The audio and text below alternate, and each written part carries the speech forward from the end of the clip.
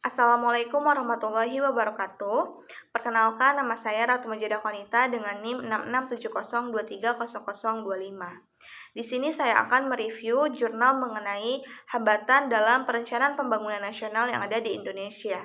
Dan di sini saya mengambil salah satu jurnal yang berjudul Mengatasi Ketimpangan Pembangunan Antara Wilayah Barat dan Timur Indonesia, Tantangan dan Solusi Ekonomi.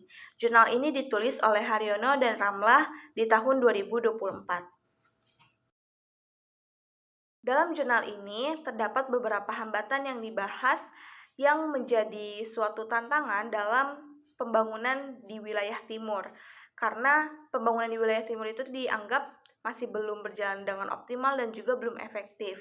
Nah, terdapat beberapa hambatan. Yang pertama itu karena keterbatasan kapasitas pemerintah daerah, di mana hal ini tuh dianggap bahwa banyak pemerintah daerah di wilayah timur itu masih memiliki kapasitas yang cukup rendah dalam merencanakan dan juga melaksanakan proyek-proyek pembangunan. Sehingga di wilayah timur ini tuh masih belum bisa berjalan dengan efektif. Lalu yang kedua, lemahnya pengawasan dan juga akuntabilitas.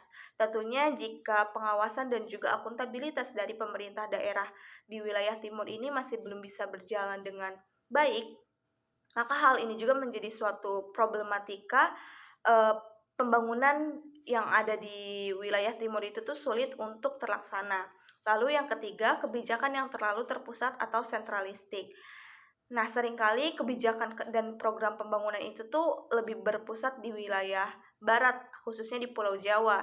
Sedangkan di wilayah timur itu tuh seringkali terpinggirkan gitu atau tidak dijadikan sebagai prioritas bagi pemerintah, sehingga hal ini menjadi hambatan sulitnya terlaksana pembangunan yang ada di wilayah timur. Lalu yang keempat, tantangan geografis yang cukup kompleks, di mana kondisi wilayah di timur ini kan masih pedalaman juga dan juga banyak pulau-pulau ataupun daerah-daerah yang terisolasi.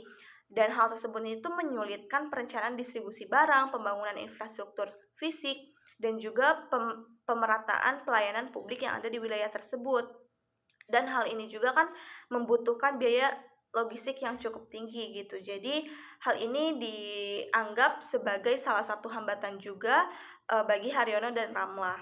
Lalu yang kelima, karena faktor politik dan juga representasi, dimana karena adanya kecenderungan pemerintah pusat yang lebih mendanai proyek yang mendatangkan keuntungan politik saja, khususnya di wilayah barat yang lebih banyak gitu. Sementara di wilayah timur itu tuh terkadang kekurangan representasi politiknya untuk memperjuangkan prioritas pembangunan yang ada di daerah tersebut. Jadi hal ini yang menunjukkan adanya ketimpangan antara wilayah timur dan juga wilayah barat.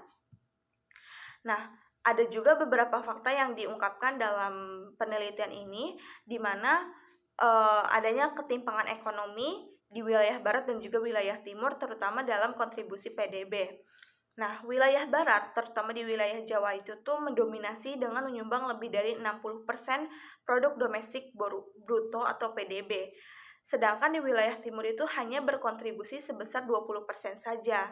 Dan dari segi fasilitas dan juga layanan, wilayah barat itu tuh jauh lebih maju dalam hal infrastruktur seperti transportasi, energi, ataupun digitalisasi. Sedangkan di wilayah timur itu tuh masih cukup tertinggal gitu dalam sektor-sektor tersebut.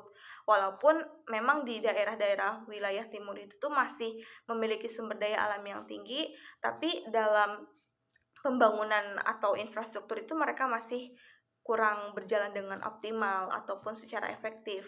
Nah, dalam jurnal ini juga membahas mengenai solusi yang bisa dilakukan dalam aspek ekonomi. Yang pertama adalah optimalisasi potensi sumber daya alam lokal, yang dimana pemerintah bisa memfokuskan investasi dan juga pengelolaan yang efisien pada sektor kelautan ataupun perikanan, atau pertanian dan juga energi terbarukan yang ada di wilayah timur. Lalu yang kedua, pengembangan sektor pariwisata. Yang ketiga, peningkatan kualitas sumber daya manusia. Dan yang keempat, pemberdayaan dan juga dukungan sektor swasta. Dan hal ini juga bisa dengan menarik investor swasta ke wilayah timur sebagai mitra pembangunan melalui pemberian insentif pajak dan juga penyederhanaan regulasi atau perizinan yang selama ini dinilai rumit. Cukup sekian review dari saya. Terima kasih. Wassalamualaikum warahmatullahi wabarakatuh.